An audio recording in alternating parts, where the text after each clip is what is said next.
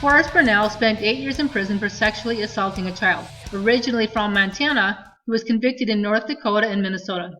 A few years after getting out of prison, Forrest found our friend Jim. 3 years later, when Jim became terminally ill, Forrest managed to get himself inherited in Jim's will, live at Jim's house, get named as his POA. So 3 of us filed to contest the will, and along the way we found a lot of lies that Forrest had told. Forrest may have helped Jim some, but there was more to the story. You can watch this video here for the details. Jim's crooked nurse, Crystal McLeod, one of his in-home healthcare nurses, teamed up with Forrest to get away with her swindle. She had crawled out from underneath some rock in Ohio and come to Minnesota to swindle nearly $300,000 from the estate. You can watch this video for more information about her. Lie number 1. Forrest appears to be bisexual but married a woman. In 2015, 2 years after getting out of prison, Forrest appears as a treasurer on the Bisexual Organizing Project's board of directors. In 2016, he is noted as a returning board member. In 2021, 3 years after Jim died, Forrest married Mary Verwey. In the court documents, crook Crystal had said that Forrest was reported to her agency for verbal abuse. So Mary Verwey married a convicted pedophile who was abusive and apparently bisexual. She really picks winners. After Forrest had taken over the house after our friend Jim had died, Mary's name was on the utility bills, not Forrest's. In addition, Mary's name is now on the house, and there is a $186,000 mortgage on a house that was originally paid for. Perhaps Forrest is just using Mary as a cover and to get loans. If I recall right, he didn't have very good credit. After moving in with Forrest, Mary's ex filed for divorce. She got kind of sacked. She pays child support of $800 a month and didn't get the house and doesn't appear to have contact with the kids. This is her ex-husband announcing that he's got a new girlfriend. You notice he's holding a pack of knives. Maybe Mary's an enabler for assholes. Interestingly, after I had confronted Forrest, Mary comforted him. So, felon Forrest, how is it that you go from preying upon children to gravitating to another type of vulnerable person, a vulnerable adult? How does that work? Mary does lie. Forrest says that Mary moved into Jim's house to live for free, just like Forrest was, in January of 2018. But when Mary signed the will 3 months later, she said she was living in Crystal, Minnesota. March 2018. I had seen Forrest use anger to try to intimidate people, and he tried to do it with me, but anger doesn't bother me, so it really didn't work with me. Forrest may also have used anger to manipulate Jim into giving him the estate. Jim was a people pleaser, and Jim made the will just 2 months before he died. He was very vulnerable at that time. A vulnerable adult isn't much different from a child, and like we said, Forrest has indeed preyed upon children. Forrest was in the military in Afghanistan. Did you hear about how U.S. soldiers did sport killing of Afghan civilians? On to lie number 2. Forrest made conflicting statements as to whether he had read the will. Now, I don't know if he always lies like this, but he did tell a lot of lies during this time period. When I talked with Forrest on May 11, 2018, after Jim had sold one of his houses, a different rental house than Forrest was living in or Crooked Crystal was living in, Forrest told me he knew the contents of the will. He said that he would get whatever was left of the estate when Jim passed away, and that proceeds from the sale of a house that Jim had just sold would pay for Jim's medical expenses for about 6 more months. Forrest was keenly aware of Jim's finances and that if Jim kept living, he would never see any inheritance.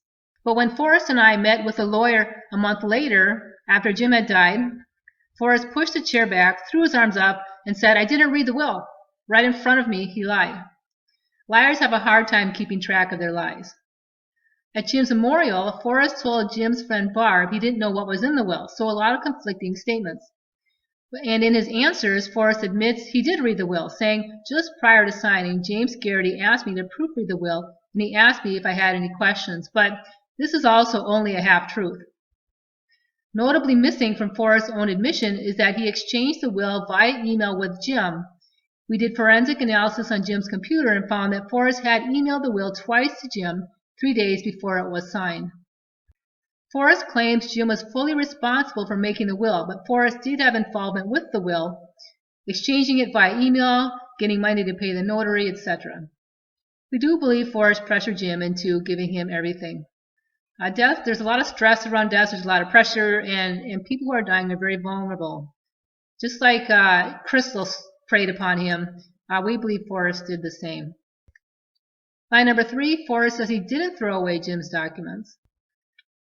In response to our discovery requests, Forrest denied he destroyed Jim's legal, financial, medical, or personal documents. But Forrest emptied out Jim's house, telling a friend of Jim's that he had cleaned out, quote, dumpster loads of Jim's belongings. Now, Jim was a hoarder, and this house was stacked high full of stuff, so Forrest threw out a lot of belongings. In his January 30th, 2019 affidavit, Forrest claimed, "I have searched the entire home to find Jim's documents and have found no evidence of any other will." He says he only found 2 old checkbook registers, one from TCF and one from Wells Fargo. But notably absent are the affinity registers Forrest wrote checks out of to himself just days before Jim died. And if you'll notice, check number 133 is missing, 132 here and 134.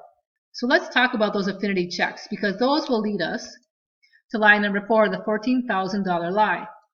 Just days before Jim died, Forrest Birnel signed himself up as POA on a bank account he was never POA on. And then he proceeded to write 2 suspicious checks to himself totaling about $14,000. The first check says loan for truck in the memo, but Forrest never provided any supporting documentation to show this is what he used the money for. The second check he wrote was for $6,400, claiming Jim owed him money for addition construction labor, which was work on Jim's new addition. However, Jim did pay Forrest for his work on the addition. In fact, Jim paid Forrest over $18,000 in 2016-2017, and we also have numerous witnesses who can say that Jim almost always paid on the spot. Jim was very trusting, and if you told him what he owed you, he believed you and he paid it. And Jim's bank accounts show that Jim had ample funds to pay sex felon Forrest. Yet Forrest claims he was only paid $3,000 in 2016-2017, and Forrest failed to produce any records documenting his claim. Now, the POA did not authorize gifts itself, which is what Forrest did, and Jim never found out about those checks because he died.